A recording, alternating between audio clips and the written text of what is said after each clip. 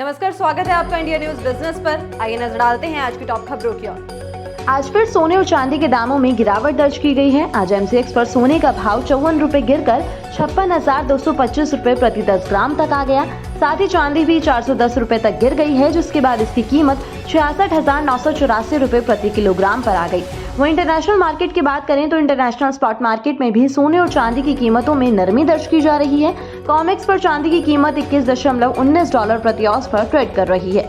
इसी तरह सोने का भाव भी गिरकर $1836 प्रति औंस पर आ गया है। सोने का ये 7 महीने में सबसे निचला स्तर है। हफ्ते के दूसरे कारोबारी दिन बाजार में बिकवाली देखने को मिली। निफ्टी 100 पॉइंट्स की कमजोरी के साथ 19,500 के नीचे जाके बंद हुआ, तो वहीं सेंसेक्स में करीबन 300 पॉइंट्स की कमजोरी देखी गई और आज सेंसेक्स 65,226 पे जाके बंद हुआ। करीबन 3.5% की तेजी के साथ अडानी एंटरप्राइजेज आज के टॉप गेनर रहे, तो वहीं करीबन 4.5% की कमजोरी के साथ एक्सिस बैंक आज का टॉप लूजर रहा। निफ्टी आईटी आज का टॉप सेक्टर बना, तो वहीं निफ्टी पीएसयू बैंक आज का परफॉर्मेंस के साथ निराशाजनक रहा। ले ऑफ का सिलसिला अभी भी जारी है, जिसके चलते व्हाट्सएप और इंस्टाग्राम की पेरेंट कंपनी मेटा में फिर छंटनी की तैयारी चल रही है। कंपनी रियलमी लैब्स डिवीजन में नौकरियों में कटौती करने की तैयारी कर रही है। ये टीम कंपनी के लिए कस्टम चिपसेट बनाती है। रिपोर्ट्स के अकॉर्डिंग कर्मचारियों को कंपनी के प्रोफेशनल नेटवर्किंग प्लेटफॉर्म के जरिए पहले ही छंटनी के बारे में बता दिया गया है। बुधवार को छंटनी की जाएगी। फिलहाल मेटा की तरफ से छंटनी के बारे में किसी तरह की कोई ऑफिशियल अनाउंसमेंट नहीं की गई है। हालांकि रिपोर्ट से पता चला है कि नौकरियों में कटौती फेसबुक एजाइल सिलिकॉन टीम या फास्ट नाम से पहचाने जाने वाली टीम में होगी। आपको बता दें कि एजाइल सिलिकॉन टीम में करीब 600 कर्मचारी हैं। इनमें से कितने लोगों को निकाला जाएगा, इस बारे में जानकारी नहीं दी गई है। वहीं इस साल की शुरुआत में ही ज़करबर्ग की तरफ से एक बयान में संकेत दिया गया था कि साल की ज्यादातर छंटनी स्प्रिंग सीजन में होगी। उन्होंने ये भी इशारा दिया था कि कुछ बदलाव साल के आखिर तक कंपनी में हो सकते हैं। फेस्टिव सीजन के चलते होंडा ने अपनी 2 दमदार कार के फेस्टिव एडिशन को लॉन्च कर दिया है। कंपनी ने होंडा सिटी एलिगेंट एडिशन और होंडा अमेज एलिट एडिशन को लॉन्च किया है।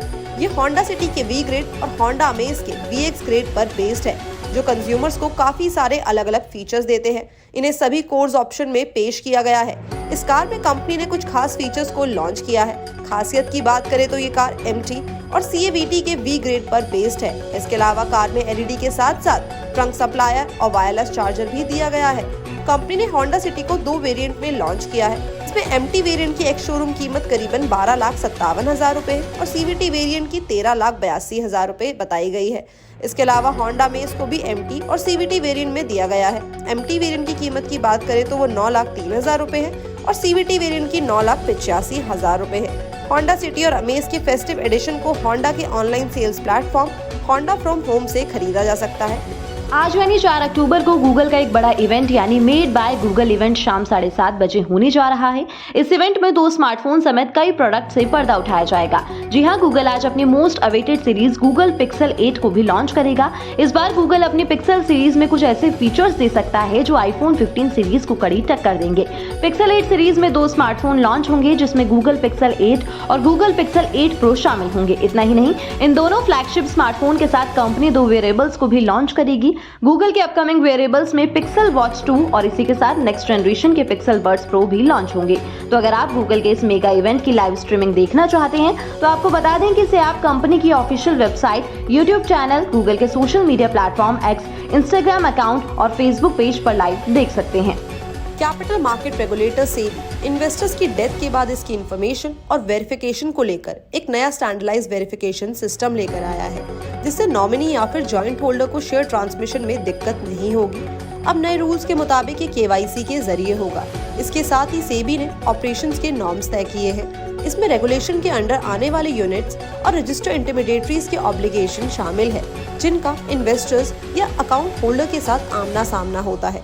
कंपनीज को स्टेक होल्डर के नॉमिनी से डॉक्यूमेंट्स लेने होंगे और डेथ सर्टिफिकेट को सबमिट करके केवाईसी करनी मैंडेटरी है, ताकि शेयर्स को ट्रांसफर किया जा सके और नॉमिनी या फिर जॉइंट होल्डर को शेयर ट्रांसमिशन के टाइम पे किसी भी तरह की प्रॉब्लम फेस ना करनी पड़े। और अब जो भी शेयर ट्रांसमिशन है वो सिर्फ केवाईसी के थ्रू ही होंगे। देश की दिग्गज auto company Maruti Suzuki India के प्रोडक्शन में सितंबर महीने में 1% की गिरावट आई है। कंपनी ने सितंबर 2023 में 1,74,978 यूनिट्स का प्रोडक्शन किया, जबकि सितंबर 2022 में 1,77,468 यूनिट्स का प्रोडक्शन किया था।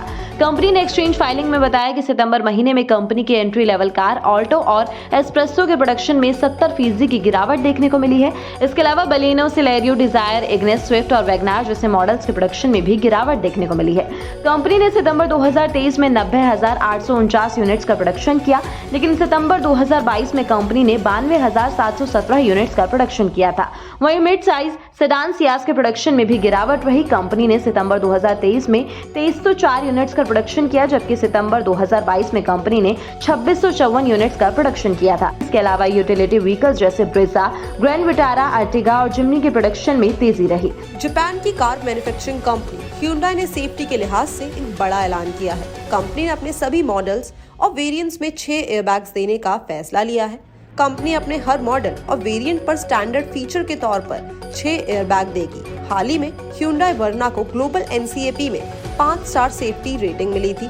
हाल ही में कंपनी ने अपनी entry level SUV Hyundai Exter में स्टैंडर्ड फीचर के तौर पर 6 एयरबैग भी दिए थे, जबकि इस कार की शुरुआती एक शोरूम कीमत करीबन 6 लाख रुपए है।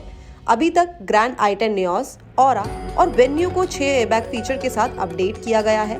6 एयरबैग के अलावा अब कार में 3 पॉइंट सेफ्टी बेल्ट और सीट बेल्ट रिमाइंडर को भी मैंडेटरी करने का फैसला लिया गया है।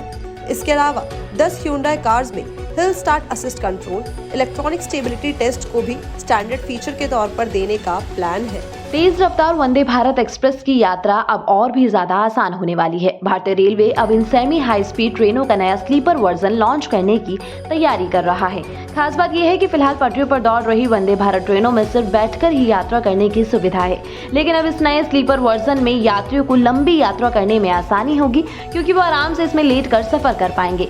रेल मंत्री अश्विनी वैष्णव ने स्लीपर कोच की कुछ तस्वीरें भी शेयर की है कि वंदे भारत के स्लीपर कोच राजधानी और शताब्दी जैसी प्रीमियम ट्रेनों से भी ज्यादा खास और सुविधाजनक होने वाले हैं। रिपोर्ट्स के अनुसार पहले वंदे भारत के लिए ट्रेन में 857 बर्थ होंगे और ये मार्च 2024 तक सामने आ सकती है। फिलहाल भारत में 33 वंदे भारत ट्रेन दौड़ रही है। कहा जा रहा है कि बैठने की सुविधा वाली कुल 75 वंदे भारत ट्रेनों को चलाया जाएगा और इस लक्ष्य को हासिल करते ही चेयर वाली वंदे भारत एक्सप्रेस का निर्माण बंद हो जाएगा। बता दें कि सरकार ने वंदे भारत मेट्रो की भी तैयारी कर ली है, जिसका प्रोटोटाइप दिसंबर तक तैयार किया जा सकता है। वंदे ट्रेनों में 12 कोच होंगे। देश में ई-व्हीकल को बढ़ावा देने के लिए इंडस्ट्री की तरफ से ईवी बैटरी पर लगने वाले GST को घटाने की मांग की जा रही है, लेकिन फिटमेंट कमेटी ने ईवी बैटरी पर GST कटौती की मांग को मानने से इनकार कर दिया है। फिटमेंट कमेटी का कहना है कि लिथियम बैटरी का यूज मोबाइल इलेक्ट्रॉनिक डिवाइसेस में भी होता है। ऐसे में ईवी बैटरी पर टैक्स कटौती नहीं की जा सकती। बता दें कि बैटरी इलेक्ट्रिक व्हीकल का वो हिस्सा है जो फिलहाल सबसे महंगे कंपोनेंट में से एक है। प्रेजेंटली लिथियम आयन बैटरी पर 18% का GST लगता है, जबकि इंडिया में इलेक्ट्रिक व्हीकल के टोटल कॉस्ट पर 5% GST लगता है।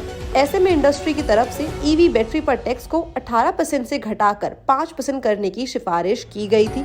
फिटमेंट कमेटी ने इस सिफारिश को मानने से इनकार कर दिया है।